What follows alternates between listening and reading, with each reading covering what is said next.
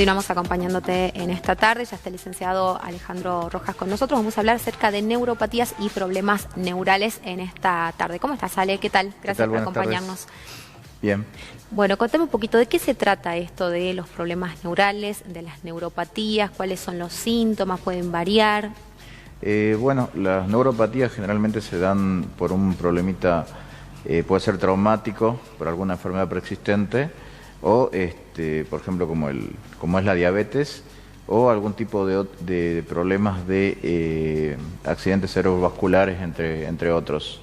Después tenés, generalmente cuando son traumáticas por un golpe, ya sea en la parte de la espalda, de la cabeza, o incluso en el pie. Hay uno que se llama, por ejemplo, neuroma de Norton, que se produce por un traumatismo, una torcedura, y persiste en el tiempo. Lo bueno, o sea, lo importante de esto es siempre detectar algún síntoma, un dolor que no se te pasa, una pérdida de sensibilidad que sigue en el tiempo, algún tipo de sensación extraña, ya sea en alguna parte del cuerpo. Eso es lo importante. Ajá. Esto se puede prolongar, a ver si yo, como vos decías, ¿no es cierto?, tengo un traumatismo de algún tipo, no sé, me doblo el tobillo y me queda alguna dolencia persistente, no se me va. ¿Qué pasa si yo no hago el tratamiento adecuado? ¿Eso va a persistir? ¿Cede igual? Persiste en el tiempo y en la mayoría de los casos tiende a empeorar. Ajá, se agrava. Lo más común o lo más típico es el neuroma de Norton, que se da en el pie, en la articulación chopar. Para no ser tan técnico, es justamente en la parte metatarsiana, que algunos jugando al fútbol, al básquet, de repente saltaron, cayeron con el tobillo, se les dobló. La articulación pudo haber pellizcado una parte tendinosa, nerviosa o vascular, y esto produce a la larga lo que se llama el neuroma de Norton, que es un punto doloroso. Después tenés, por ejemplo, personas que tienen problemas metabólicos como la diabetes, también están mucho más predispuestas, ya sea ni siquiera hace falta de traumatismo, empiezan a tener esta sintomatología dolorosa. Pero también tenés casos de gente que de repente de la nada le aparece el dolor y te das con que ya están teniendo algún tipo de artrosis o problemitas articulares, que justamente comprimen la zona por donde tiene el nervio el recorrido.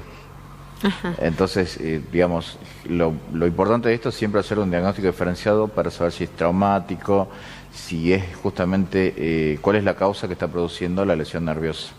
Claro, bueno, a tenerlo presente entonces, ¿no? Obviamente para hacer la consulta temprana, si vos decís que esto va empeorando. ¿Qué otras cosas hay que tener en cuenta? Lo más importante siempre es, bueno, saber qué tipo de lesión, porque por ejemplo la mayoría de los casos empieza a me duele la rodilla. Generalmente te dicen, bueno, no recuerdo haberme golpeado, no recuerdo haberme hecho nada, y realmente es verdad, no les pasó nada. ¿Qué pasó? Una pequeña artrosis vertebral en la parte lumbar está produciendo una compresión a nivel de lo que es el nervio crural, y esto dispara la pérdida de fuerza o la pérdida de sensibilidad hacia la rodilla. Realmente a la rodilla no le pasó nada, sino simplemente es un signo de que la artrosis lumbar, en este caso, está produciendo la compresión. Digamos, una consecuencia de lo que está pasando en otra zona del cuerpo. ¿Esto también se puede dar por algún tipo de infección? Sí. Tenemos neuropatías infecciosas. Generalmente pasa cuando hay un tipo de infección bastante grave, llega a lesionar, la mayoría de los casos, las células es una capita que envuelve el nervio, las células del neuroglia, son dañadas. Obviamente estas células están para proteger el nervio, pero en algunos casos el daño es un poco más profundo, y esto deja la secuela de la neuropatía. Casi siempre se da en infecciones bastante graves, no es algo sencillo, me pinché con un clavo, no. O sea, heridas o infecciones bastante graves. Ajá. ¿Y por qué crees que se llega, digamos, que se detecta rápido o la consulta generalmente es tardía? Normalmente la consulta es tardía porque la mayoría de la gente espera que se le pase solo. Como que está habituada, digamos, a que, bueno, si es un dolor va a ceder. Me molesta, esperemos un par de días a ver si se pasa, tengo poca fuerza en la mano, esperemos a ver si se pasa, y así sucesivamente. Entonces casi siempre, bueno, es muy simple de diagnosticar, pero el tema de la consulta siempre es tardío. El paciente siempre espera que se le pase y...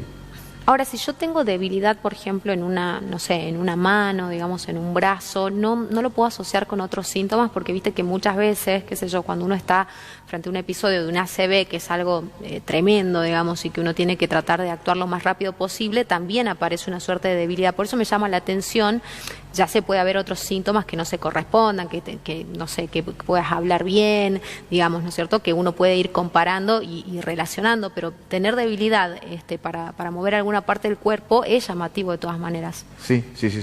Generalmente, si no hubo otra sospecha de algo traumático o de algo infeccioso, de alguna enfermedad, lo más probable es que esté cursando con una neuropatía. Por ejemplo, hay un síndrome que se llama, que se produce una neuropraxia a nivel del plexo braquial. La persona no puede mover la mano, no puede levantarla, no tiene ningún tipo de reacción, porque durmió en una postura que comprimió durante 8 horas o varias horas ese plexo. Se produjo una neuropraxia, que es una compresión del nervio, y la persona está con la mano totalmente sin poder moverla, sin ninguna motilidad, sin ninguna reacción. Me imagino que la consulta será más rápida. Sí, no, generalmente llegan asustados. Claro. Normalmente llegan asustados. O directamente con la parte traumática. Hay gente que chocó en la moto o en el auto y le da el síndrome del latigazo, pero a la vez tuvo el impacto sobre la zona del plexo braquial y perdió sensibilidad en las manos, o estuvo con la mitad con una hemiparesia durante un tiempo prolongado. Bueno, esos son casos más, digamos, de atención más rápida. Normalmente la persona no va a esperar, digo, a que se le pase, va directamente con la lesión. Por supuesto. ¿Cómo son los tratamientos? ¿Son largos? ¿Va a depender del tipo de lesión, de lo que haya provocado, de la causa, en realidad, de esta neuropatía? Sí, normalmente depende de la causa. Por ejemplo, como te explicaba, eso de la compresión del plexo braquial puede llevar un tiempo entre 1 a 2 semanitas tratándose generalmente con calor, magneto, láser, dependiendo del tipo de zona y el grado de lesión. Pero después en la parte traumática, cuando ya no es una neuropraxia, sino es un seccionamiento del nervio, digamos, cuando es algo más grave, normalmente pasa a ser quirúrgico. Después tenés, por ejemplo, en algunos casos que la gente tuvo una parálisis facial, que es la parte virósica, el herpes zóster. Hay otras enfermedades parecidas al herpes zóster que atacan la parte de los nervios periféricos. El herpes zóster normalmente tiene un ciclo determinado, un periodo determinado, como todo virus, pero en muy raros casos deja la secuela de pérdida de sensibilidad, que es una hipoestesia, o hipersensibilidad, que es una hiperestesia. Que la persona vuelve a rozar la espalda o el solo hecho de la ropa, el rozamiento de la prenda, le molesta. Claro. Ahí en esos casos el tratamiento es medicamentoso y kinésico también por este tipo de lesión. Y en sesiones, más o menos, ¿qué sería lo mínimo y lo máximo que has visto, digamos, que se puede llevar adelante para lograr efectivamente la mejoría? Es que justamente en ese caso siempre depende de la lesión. Como te decía, la compresión del plexo braquial o del crural o del nervio ciático, 1 a 2 semanitas ya el paciente ve alguna mejoría y prácticamente está curado. Pero en otras secuelas más graves, que tuvieron encefalitis, ya es una parestesia general, o en el caso de un seccionamiento sobre el nervio, ya la consecuencia es permanente. Todo depende, digamos, del tipo de lesión y el nivel de la lesión. Claro, el grado de severidad que tenga la lesión en sí. Exacto, el grado de lesión y, bueno, obviamente el diagnóstico. ¿Se puede reconocer, a ver, digo para la gente que nos está mirando y que por ahí tampoco, para que no seamos todos hipocondríacos y pensemos, bueno, me duele acá y salgo corriendo a la consulta, sobre todo en un momento que el sistema de salud es bastante frágil, sí, ¿no? Para no generarles demasiado nerviosismo ni demasiada preocupación.